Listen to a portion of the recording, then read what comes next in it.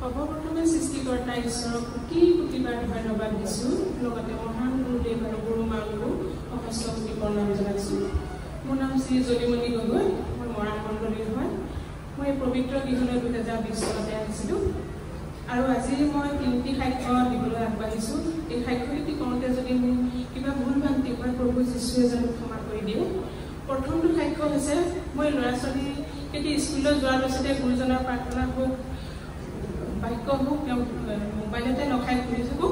তেনেতে এদিন মই মূৰত ছবিত ৰং দি থাকোঁতে মই এনেকৈ ষ্টেণ্ডডালত এনেকৈ ৰং দি থাকোঁতে মোৰ এই প্ৰভু যীশুৱে এই চিনটো মোক দেখা দিলে। তাৰপাছতে মই ফটো মাৰি পেলাই মোৰ লগতে সদায় লৈ থাকোঁ এই ফটোখন। দ্বিতীয়তে হৈছে মোৰ মোবাইলটো বেয়া হৈছিলে। তাৰপাছত মই গুৰুজনাৰ একো প্ৰাৰ্থনা কি হয় একো গম গতি নাপাওঁ, দুখ মনে সদায় থাকোঁ। এদিন মোবাইলটো ভাল কৰিবলৈ নিলোঁ, নাই অফে হৈ থাকে, ভালেই কৰিব নোৱাৰে। দোকানীয়ে ক'লে যে আপুনি নতুন মোবাইল এটাকে লগেটো ভাল কৰিব নোৱাৰিব। ঠিক আছে, তেনেকৈ থাকিলে। এদিন দেওবাৰ দিনাখন ছোৱালীজনী টিউশ্যনৰ পৰা আহি মা তোমাৰ মোবাইলটো চাওঁচোন কি হ'ল।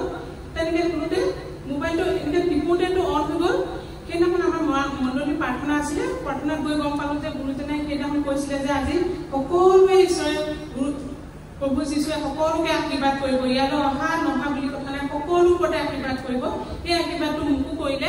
সেইদিন ধৰি পেলাই আজিলৈকে মোবাইলটো অনেই হৈ থাকে, চলাই আছোঁ, কোনো ধৰণৰ প্ৰব্লেম নাই।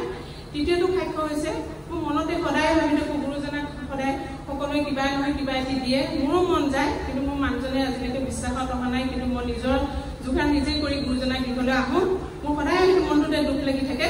তেওঁ এদিন প্ৰাৰ্থনা কৰোঁ, প্ৰভু মোক বেছিকৈ নালাগে, গুৰুজনাক কিবা এটা দিবলৈ, নহ'লে মোক চলিবলৈ কিবা এটা তুমি যোগাৰ কৰি দিয়াচোন পিতা। আৰু সেই প্ৰাৰ্থনা মোক শুনিলে। আজি সেই অকণমানি কিবা এজন উপাৰ্জন কৰি মই আজি গুৰুজনাৰ ওচৰত অৰ্পণ কৰিবলৈ আহিছোঁ আৰু ঈশ্বৰৰ প্ৰশংসা সকলোৱে। এই মোক সাক্ষ্য। Praise the lord.